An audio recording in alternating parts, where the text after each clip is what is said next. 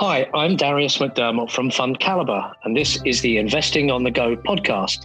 Today, I'm delighted to be joined by Dave Eiswert, Portfolio Manager on the T. Rowe Price Global Focused Growth Equity Fund. Dave, good afternoon from me. I think it's probably good morning from you. Good afternoon, Darius. Thank you very much for having me. We live in extraordinary times, and your career spans a similar length to mine. This is my third market crash. How are you finding this one? How's it differ or playing out similar to what you've experienced before? Yeah, it is very interesting. A lot of people have one, maybe two crashes in their careers. I think you and I have now three. So let's hope maybe this is our last one. But three, and then I would argue a bunch of mini crises as well. The key difference in today with this crisis, I think in contextualizing it, is that this is very similar to a natural disaster, right? Versus what I think we've seen in our careers, either in the tech bubble or the global financial crisis. Those were, I think about it in terms of literature, in the great themes of literature. Man versus machine, man versus nature, man versus man. I think the credit bubbles in the tech crisis and the global financial crisis were both sort of man versus man. This crisis is man versus nature, right? Which is a very different kind of crisis, and it has elicited a different response from both central banks and governments. And I think that we're all in it together. Natural disaster element really makes this crisis different. So into the fund then a little bit, because this has been one of the most volatile market corrections, if you like, and certainly the quickest. Did you make any changes in the fund in those early weeks, or did you hunker down in favored names, or was there a little bit of rotation? Yeah. So, we came into the year and it was really quite Goldilocks, right? Trump had managed to get the Federal Reserve to cut interest rates. The China trade war was ending. It was really quite a Goldilocks period of time. And I think people floated up in risk a little bit. And it makes sense. I mean, people were looking for cyclical recovery. What we really did first off was cut any places we had balance sheet risk. So we have a saying on the team: if you're going to panic, panic early. And so we tried to panic early and remove really any kind of balance sheet risk, credit risk, covenants, anywhere in the portfolio where we thought that risk. That's the first thing we did, right? The next question then is, okay, what's our framework for the crisis? And we kind of go through that. Who benefits from the crisis? And what names do you really want to own on the other side? That's sort of the stages of going through a crisis. We wrote a piece for our clients, really a 3-part piece about how we went through that process. When we dialed into your call a couple of weeks ago, you talked about markets and that they were likely to bottom not before things got better, but before things stopped getting worse. Yeah. Can you explain your thinking behind that? And do you maybe think, I think the call was about 3 to 4 weeks ago when we listened to you. Do you think, given that markets have already bounced, that maybe we've been through that, or how do you feel? Yeah.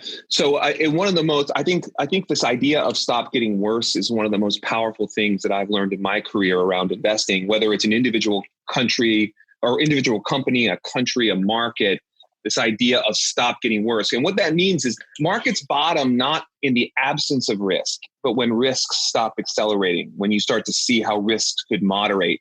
We really thought early that there were 3 key parts of this stop getting worse in this market.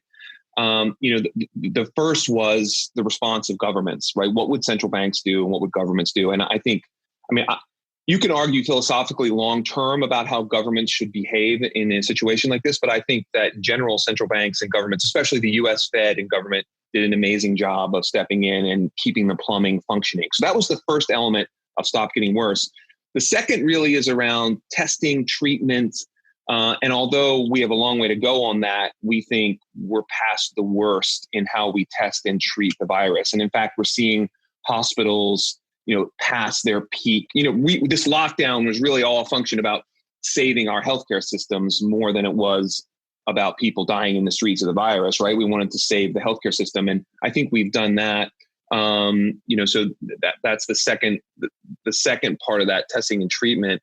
And third really was around when would cases peak in major economies. And so we sort of saw that in China. We really used China to project how Europe would play out and how the US would play out. There was clearly differences, but this idea of peaking cases. So those three elements, I think, those are the key elements of stop getting worse. I think we are through that now, and markets, as they do, as soon as they sense that stop getting worse, they begin to rally, and that's what we've seen to this point. Do you feel markets, I would hate to use the phrase over rallied, but they went down really hard and fast to face news around the virus itself, and they've rallied. S&P and NASDAQ had fantastic runs, but do you think markets have accepted this sort of economic fallout of lockdown and company profitability?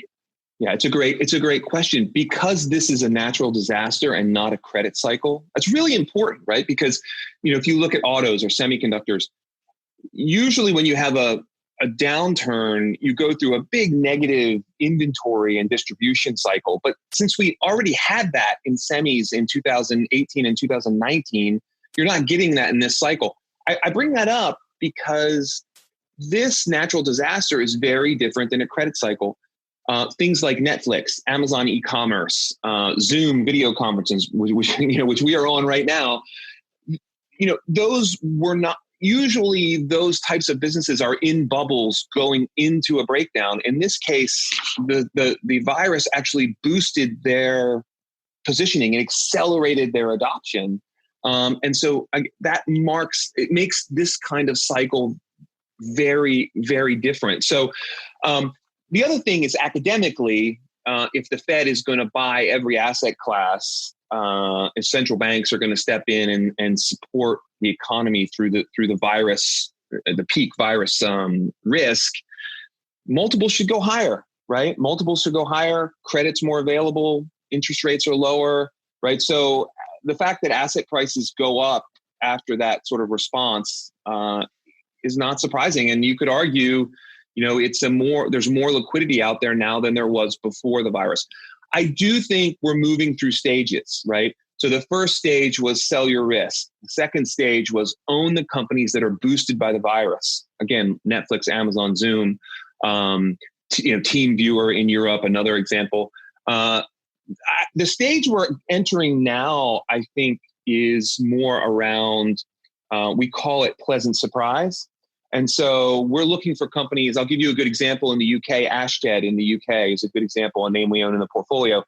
Why is Ashtead a pleasant surprise? Well, because the market initially reacted by thinking Ashtead was going to have major downward revisions.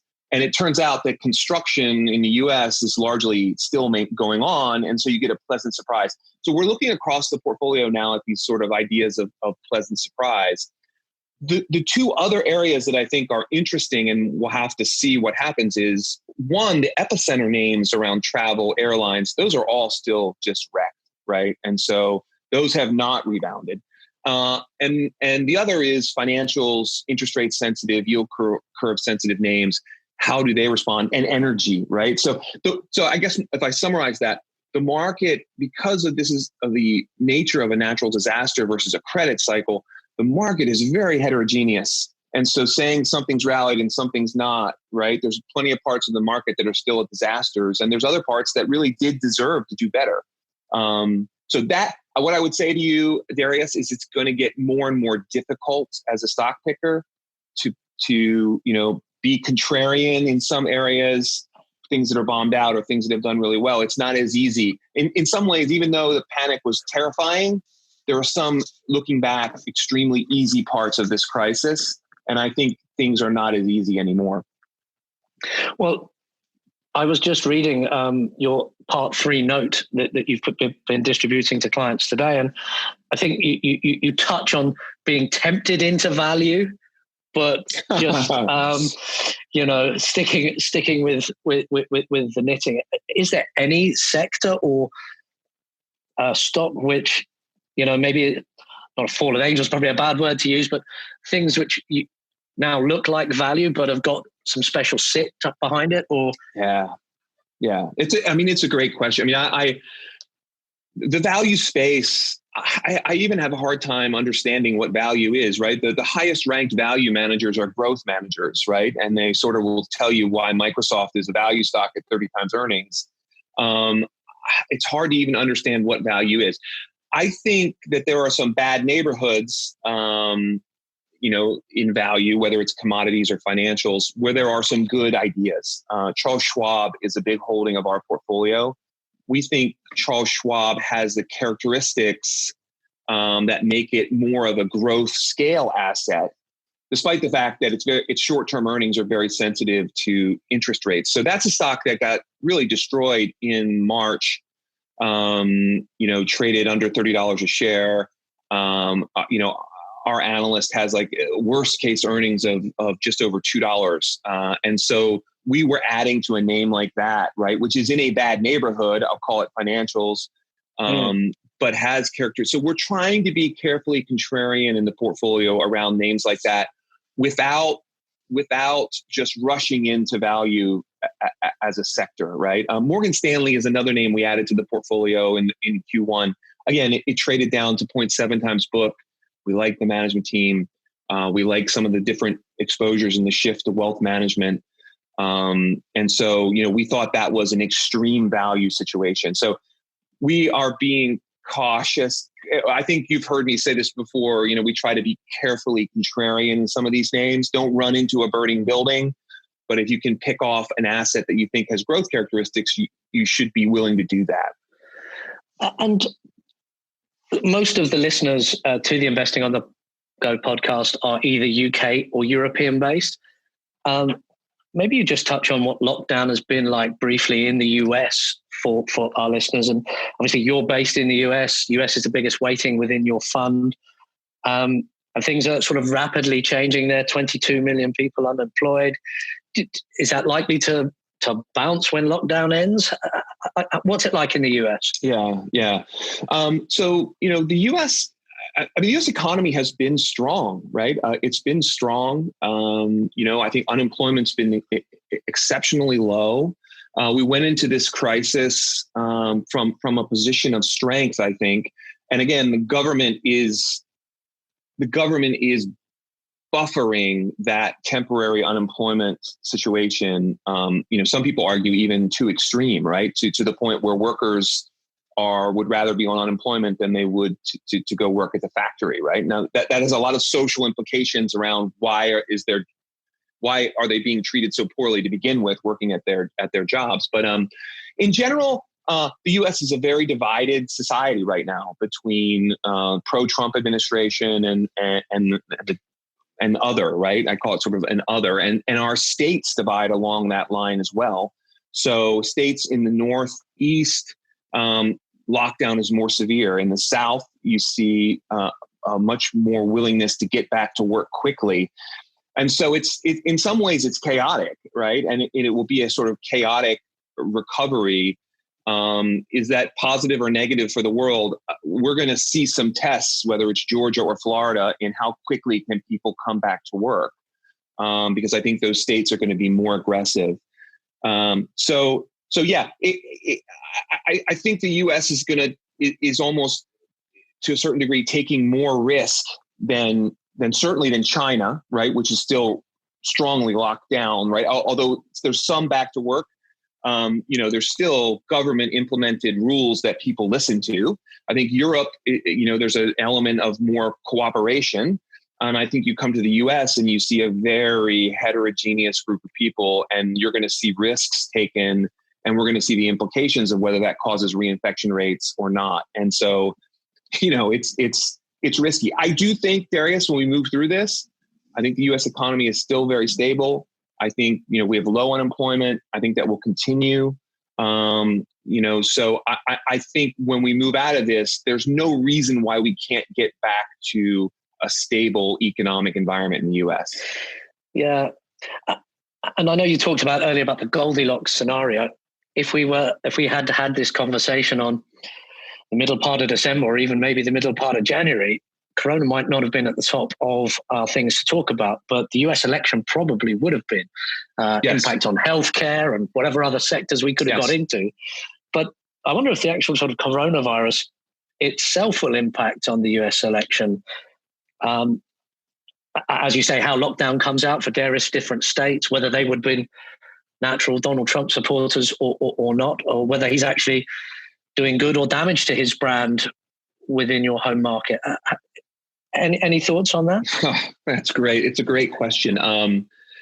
First of all, let's hope we have the election, right? I mean, I think if you did end up with a second wave of virus, you have an issue of in-person election, in-person ballots in the U.S., which will be interesting. So let's hope that we actually do have an election. Look, the main risk for financial markets was taken off the table when Joe Biden became the nominee for the Democratic Party.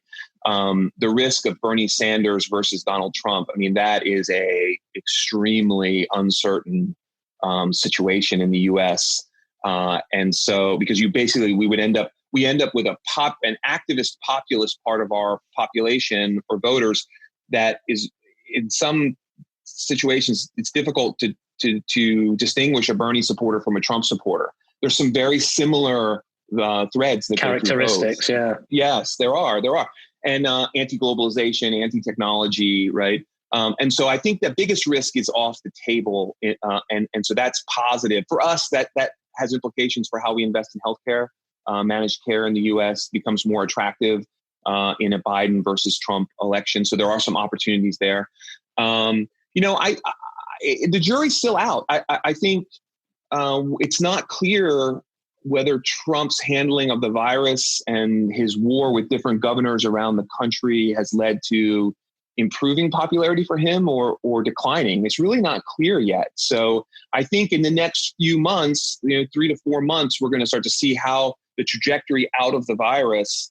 If the U.S. economy emerges very quickly and strongly, I think that's in Trump's favor. If it's more rocky, I think that's more towards Biden's camp. But it's very uncertain. If we start to see some of these Republican states that go back to work early following Trump's sort of that's been his sort of dog whistle, right, to get back to work. If they start to have increases in cases, I think this would be very negative for Donald Trump. Either way, I tell you, I think I feel like a lot of the political risk in 2021 and beyond has come off the table. I do think that both candidates will be attacking China. And so we have to think about that in the portfolio because they'll try to one-up each other in going after China in the election. So that's something to think about. Well, listen, Dave, thank you so much for taking time to talk about the portfolio, impacts of COVID and some of the thoughts on your home market.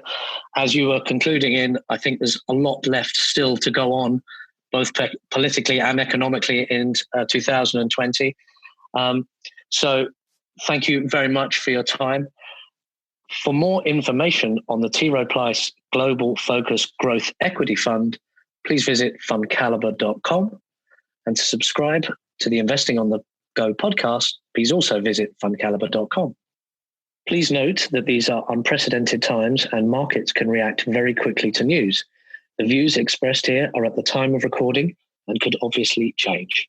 Please remember, we've been discussing individual stocks to bring investing to life for you.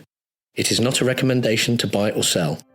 The fund may or may not still hold these stocks at the time of listening.